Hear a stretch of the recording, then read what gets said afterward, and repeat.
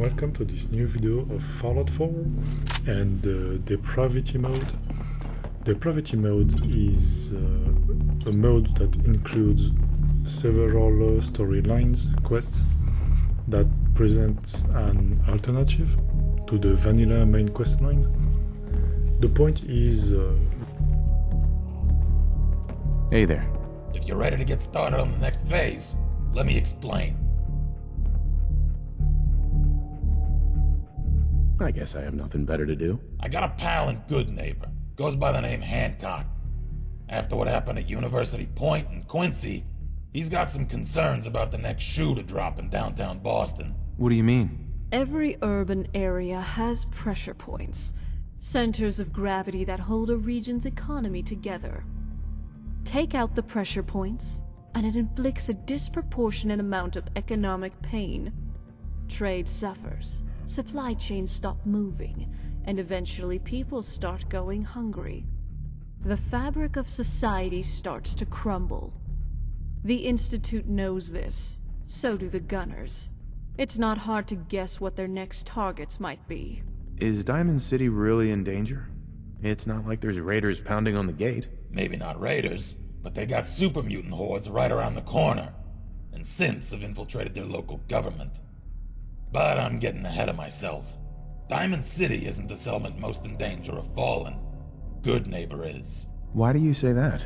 You mean besides the elevated sniper perches surrounding the town, and the relative ease of blockading the entrance so no food or supplies can get in or out? Yeah. Obviously. It's like this. If your settlement is poor, you can't afford adequate security. If your security stinks, your enemies eventually take notice, and sooner or later, they'll either demand tribute or conquer you. So, if you want your city not to get pillaged, you need a functional economy. It's hard to pull off when your clientele is primarily low-end chem addicts and drifters. There's no real money in catering to riffraff like that. For Goodneighbor to survive, it needs to attract a higher class of clientele. I'm listening. Bottom line, Hancock wants to clean up Goodneighbor. Starting with the chem dealers selling drugs to kids, the thugs harassing visitors for protection money, the back alley murders, the gang activity, and the never-ending stream of aspiring scam artists. He wants all of them gone.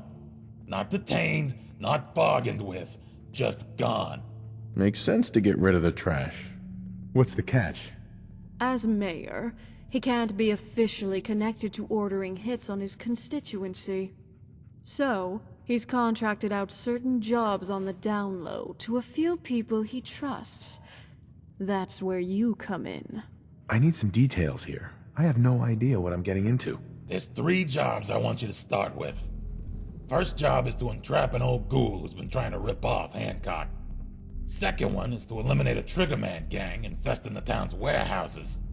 And a third task is to take out a few miscreants plaguing the local economy. You can do the jobs in any order you want. I've written down all the details on this holotape, including the local contacts to get started. Once the jobs are complete, cross them off your list and we'll move on to the next phase. And one more thing. You did us a solid with that gunner job. Anything we can help you with in return? My son, Sean, was kidnapped. I'm looking for help to find him. Man, sorry to hear that. Can you describe how he got kidnapped? We were in a vault when it happened. Vault 111. It was some kind of cryo facility. My wife was murdered. She was trying to keep them from taking Sean, and they just... Take your time. We're listening, of course, but details would be helpful. There was a man and a woman. They didn't say much, but I remember they called me the backup. The woman was dressed in, I think it was a kind of hazard suit. The man had some sort of metal brace on his arm. One of them came right up to me. Bald head, scar across his left eye. I'll never forget that voice. Low and rough, like sandpaper across your face. You didn't happen to get a name, did you?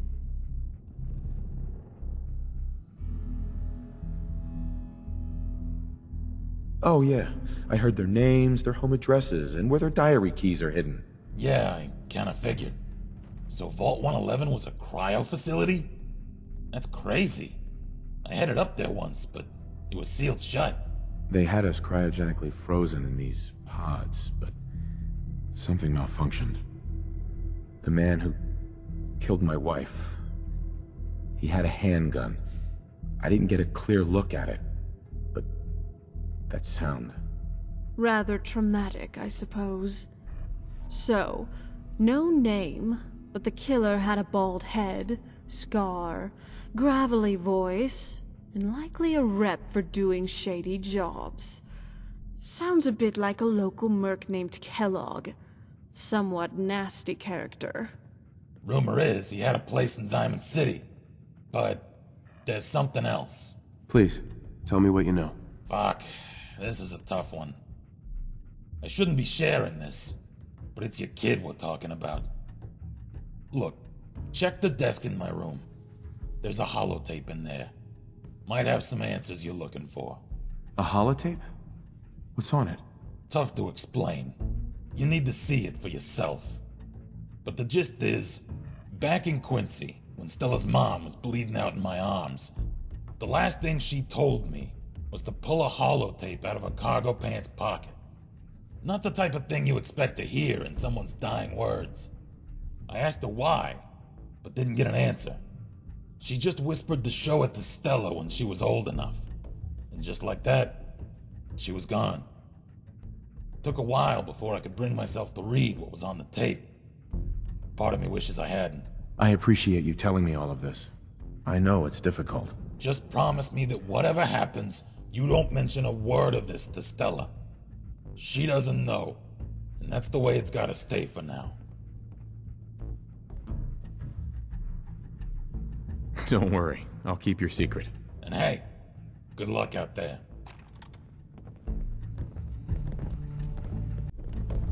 Excuse me.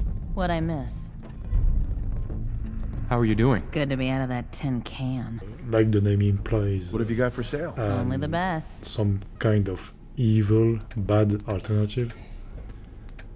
Which is not only bad and evil, there are some interesting points too, to the main storyline, such as Preston Garvey not necessarily the good guy, some storyline, background storyline to the Minutemen, and many other quests, and of course plot points. The point of this mode is to experience that alternative take on the events in Fallout 4, and without spoiling too much, Let's trade some things. Just don't waste my time. I will detail some more of the quests as much as I progress further them. Nothing else? Okay. Here I didn't cover the 2 previous videos. I wasn't sure if I was gonna record my voice, but after seeing the huge content that is only text only, available in the holotapes, in the Pip-Boy, or in the quests themselves, it will require some voiceover to make things a little more interesting rather than just reading through it. So yeah, I will provide the voice for anything that doesn't have a voice.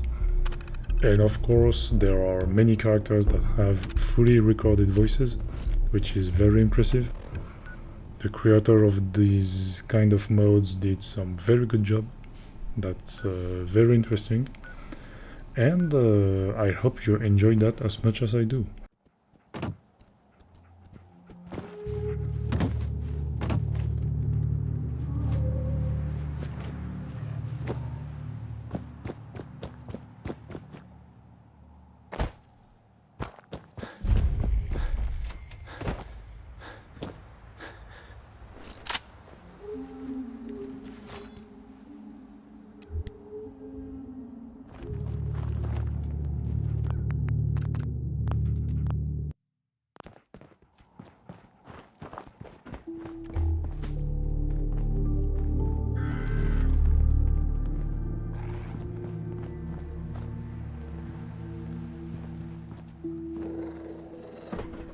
Yeah, there is one thing that can be very frustrating at the beginning of the game.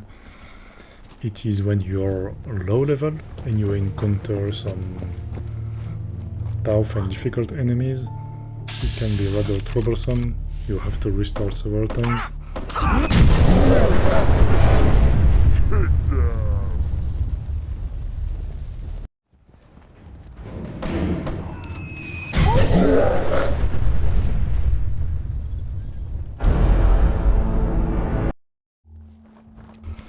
Thankfully, the saving system in Fallout 4 is very easy to use and very convenient, of course.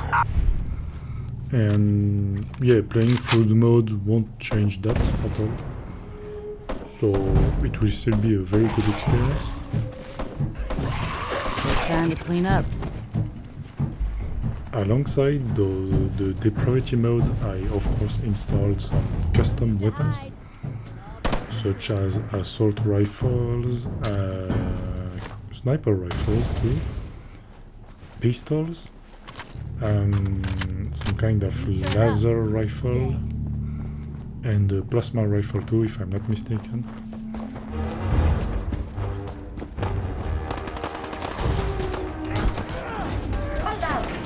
Nuclear protection on a budget. Good guys win again.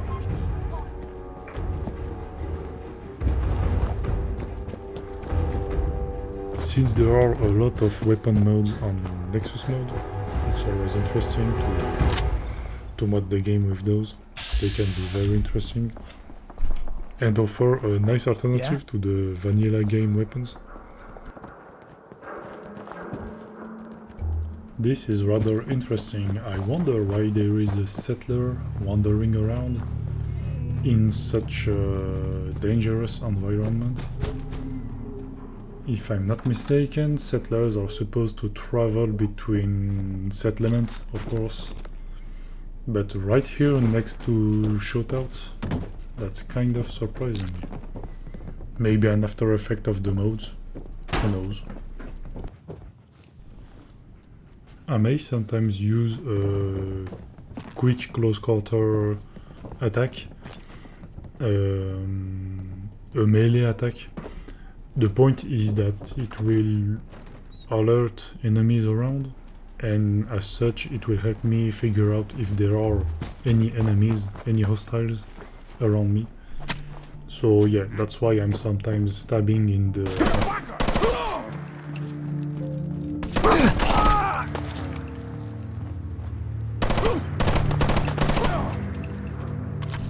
Yeah, if I am to use melee on the dog, it's because the dog or any other NPC is blocking my way and it is super annoying. So yeah, quick melee on the companions so they get out of the way.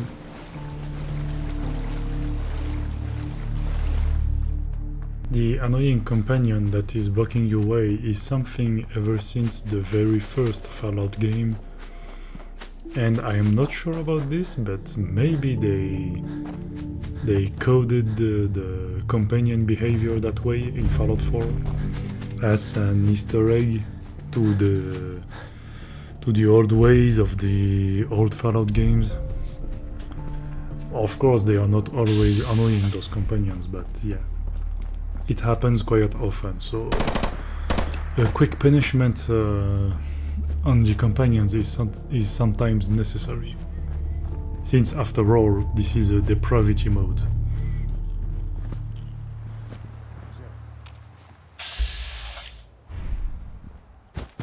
Mole rats are supposed to spawn around here, like you could see on the minimap, but I guess they kinda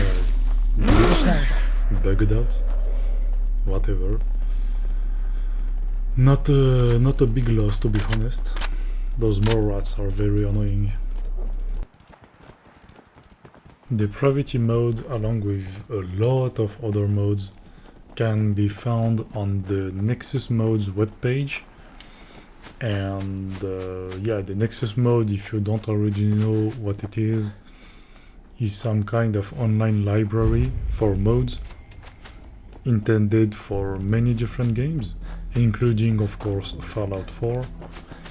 And what's very interesting is how they, for each mode, they precise if there are any requirements and stuff that need to be installed prior to installing the mode itself. So yeah, Nexus mode is very reliable for this, and of course time saving. So yeah, I will make sure to put the mods link in the description of this video, so you can go and find out about all of the awesome mods for Fallout 4. The window that popped up on the top left is actually Reshade. Reshade is used in many games as a tool to improve the visuals of the game. What the? Ha! Found it!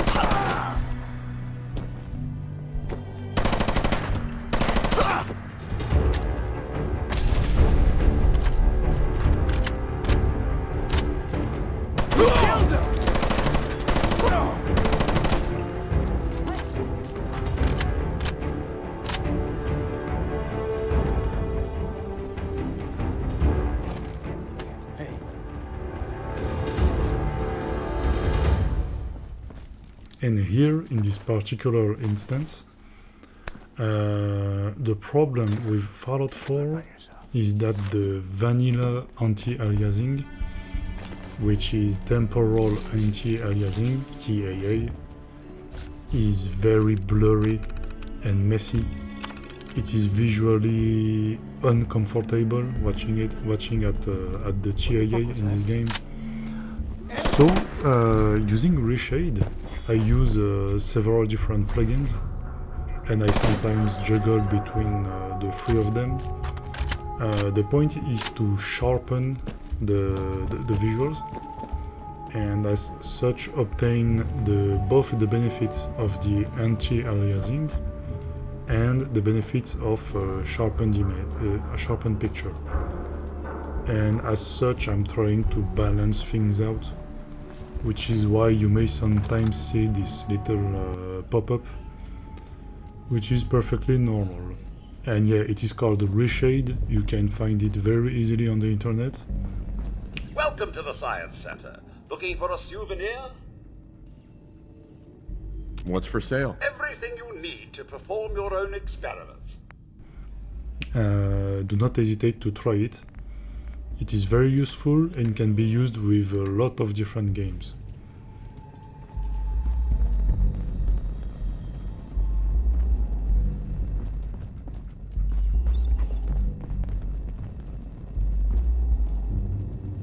Bring something home to remember your visit to the Science Center? I'll take a look. 25% of proceeds are...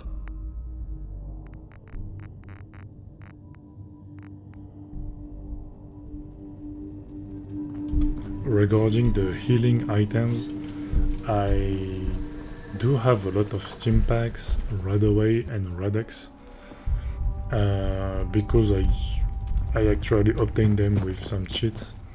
I used some cheats in this game to obtain some stuff. The point was to make things convenient. I didn't cheat the experience or leveling up of the character. So yeah, I'm trying to balance the fun experience and the gameplay itself.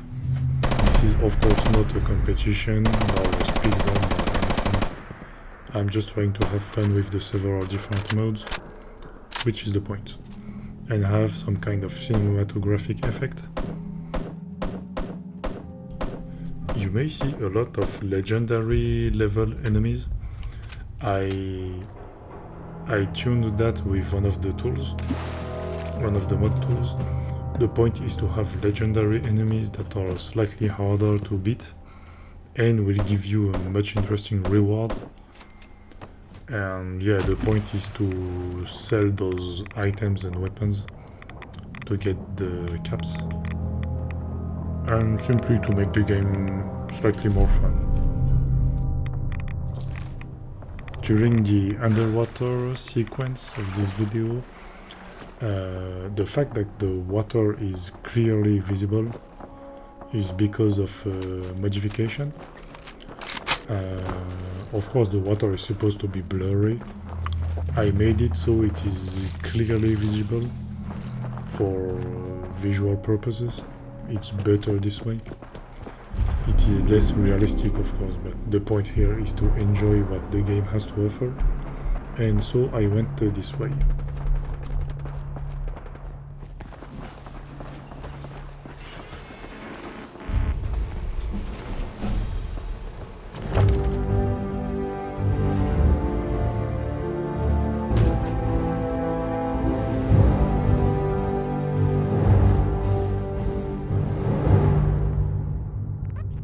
In this specific video, I couldn't cover one of the quests, which is at this point like a good neighbor, if I'm not mistaken. And because I had to travel and progress through the map, discovering new settlements and new areas is part of the game, of course. Don't have the key. So yeah, I will take the time to explain further some of the context, Good day to you. some of the background about the mode itself and the other modes that are linked to this one. Depravity mode is linked to some other modes like Outcast and Remnants. It is also compatible with Fusion City, which I of course also installed and will play through. And yeah, there are several alternative endings to the game. I will try to take one of the most interesting. And yeah, in the meantime, near the end of this video, I will go to the Charlesview Amphitheater, which is where some interesting little group is located, and some interesting things will happen. At this point there is supposed to be some 10 to 15 minutes of fighting. I will also, of course, cut short that segment. It won't be very interesting, and I will skip it straight to the fun part. The Charlesview Amphitheater. I hope you decide to change your life today. I hope you decide to become one of the pillars of the community. Welcome.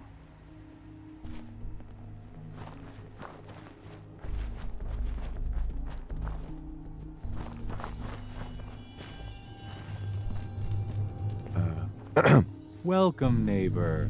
We're always glad to see a new face around here. Tell me something. You ever feel like this whole world is broken? Do you ever wonder why things can't be the way they were in the good old days? I've got more important things to worry about. I doubt that, neighbor. What could be more important than transforming your life, and maybe the whole world along with it?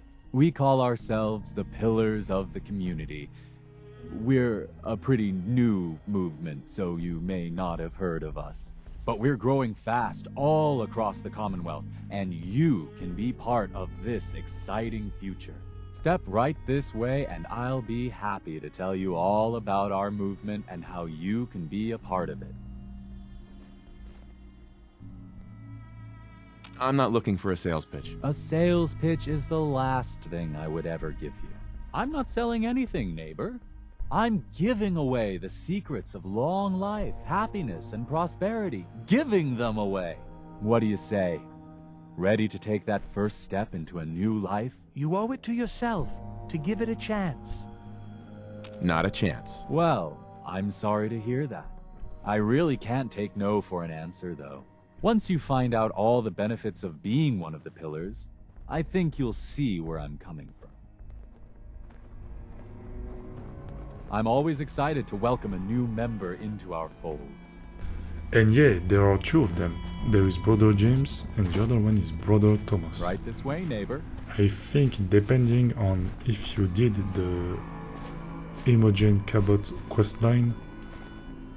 If it is before or after, you may encounter one of the two, Don't be shy. let's say, Just brothers follow me. of this kind of cult or sect or whatever. Don't worry. And you may have I some don't bite. interesting dialogue options. I'll try to cover it in one of the following videos. Right this way, neighbor. Alrighty. I hope you're as excited as I am. This is one of my favorite parts of the job, getting to welcome new members into our movement. The first step is simple. You have to learn to give up your attachment to material possessions in order to gain the ability to have true wealth, health, and happiness. Just go ahead and give me everything you own, and I'll initiate you as a first-level pillar of the community. What do I get in return for giving you everything I own? You're still stuck in old thinking. You're still clinging to your old life. But that's what you came here to give up. And the first step is to shed yourself of your material possessions. You must think I'm an idiot. Well, you came in here, didn't you? Now, you've got two choices. Give me everything you've got, or we take it anyway.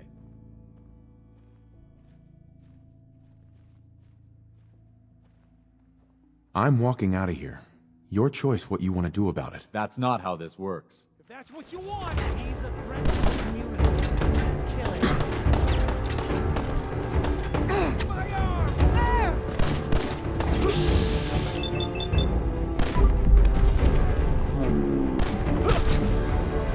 Oh, fuck!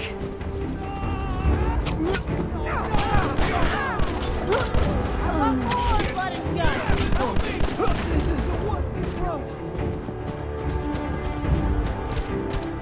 You're not blowing this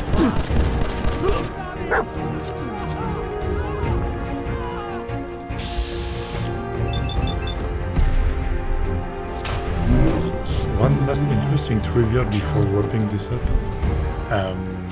You can actually, when you are talking to one of the ringleaders here, to this little cult, you can actually give away all of your belongings. And the person you're talking to, if it is brother Thomas or the other one, they will be dumbfounded.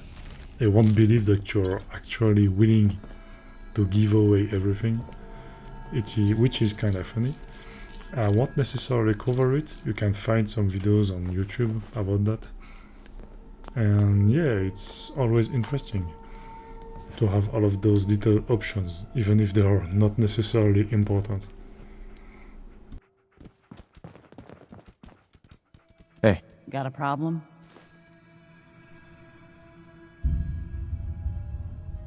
Hey, got a sec? Any place you want me to pitch in? Hey, got any gear for sale? It's all worth every cap I'm charging. That will be it for this video. I hope you enjoyed it.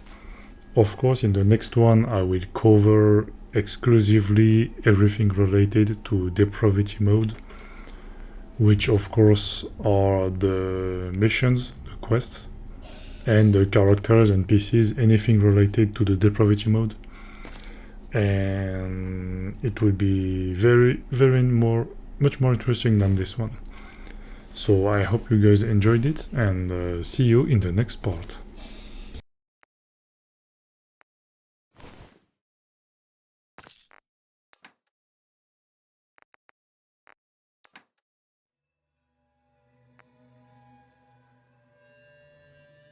Nothing else for now. Whatever you say.